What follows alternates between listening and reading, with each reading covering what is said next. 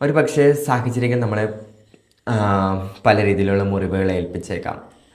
ഉദാഹരണത്തിന് പറഞ്ഞു കഴിഞ്ഞാൽ നമ്മൾ കുടുംബമായിട്ട് ജീവിക്കുന്ന ഒരു ഭാഗത്ത് പെട്ടെന്നൊരു നാൾ ഒരു ഹോസ്റ്റൽ വന്നു കഴിഞ്ഞാൽ നമ്മുടെ സ്വാതന്ത്ര്യം നഷ്ടമാവും.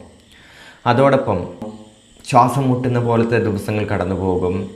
നമ്മുടെ ലക്ഷ്യങ്ങൾ നഷ്ടമാവാം, നമ്മുടെ പഠനം നഷ്ടമാവാം.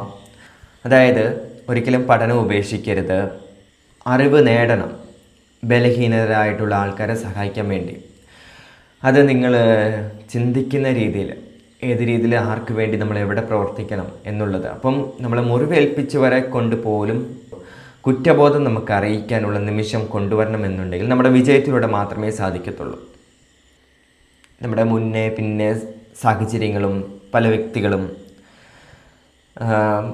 പല രീതിയിലുള്ള ബുദ്ധിമുട്ടുകൾ, പറഞ്ഞറിയിക്കാൻ സാധിക്കാത്ത രീതിയിലുള്ള ബുദ്ധിമുട്ടുകളെല്ലാം വന്നു ചേർന്നേക്കാം. അവിടെ ഒന്നും തളർന്നു പോകാതെ സ്ട്രെസ് ഒരിക്കലും തലയിലെടുത്ത് വയ്ക്കരുത്, പ്രഷറാവരുത്. നമ്മളെ എത്ര തന്നെ മുറിവേൽക്കുന്നോ അതുപോലെ തന്നെ നമുക്ക് മറ്റൊരാളുടെ മുറിവുകൾ നമുക്ക് കാണുവാൻ സാധിക്കും. തീർച്ചയായിട്ടും മുറിവുകളെ സ്വാഗതം ചെയ്യണം, വേദനകളെ സ്വാഗതം ചെയ്യണം. മറ്റൊരാൾക്ക് അനുഭവിക്കരുത് എന്നുള്ളൊരു ചിന്തയും കൂടെ അതിലൂടെ നമ്മൾ ഏത് സാഹചര്യത്തിലായിരിക്കുന്നോ അവിടം നമ്മുടേതാണ്. അവിടെ ആർക്കെങ്കിലും എന്തെങ്കിലും ബുദ്ധിമുട്ട് ഏൽക്കുകയാണെങ്കിൽ നമ്മൾ സംസാരിക്കുകയും നമ്മൾ പരിഹരിക്കുകയും നമ്മൾ പ്രവർത്തിക്കുകയും ചെയ്യുക എന്നത് നമ്മുടെ അടയാളമാണ്. നമ്മൾ തിരിച്ചു വരവ് എന്നുള്ളത് ആരാലും വിശ്വസിക്കാൻ പറ്റാതെ അല്ലെങ്കിൽ ആരാലും ചിന്തിക്കാൻ പറ്റാത്ത ഒരു രീതിയിലായിരിക്കണം.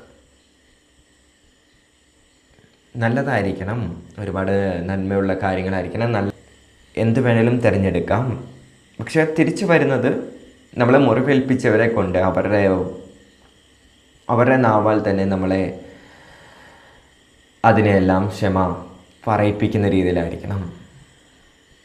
അത് എങ്ങനെ ആയിരിക്കണമെന്നത് നിങ്ങൾക്ക് തീരുമാനിക്കാം. നാം മുറിവേറ്റ സാഹചര്യം മറ്റൊരാൾക്കും വരാം. അത് വരാതിരിക്കാൻ നമ്മളാലാവും വിധം സഹായമാവുകയാണെങ്കിൽ അത് തന്നെ ഒരു വിജയമാണ്. നമ്മളേറ്റ മുറിവുകൾ മറ്റൊരാൾക്ക് വരരുത്. നമുക്കുള്ള കോൺഫിഡൻസ് മറ്റൊരാൾക്ക് പകർന്നു കൊടുക്കാൻ സാധിക്കുവാണെങ്കിൽ, ആത്മവിശ്വാസം പകർന്നു കൊടുക്കാൻ സാധിക്കുവാണെങ്കിൽ അത് തന്നെ ഒരു വിജയമാണ്.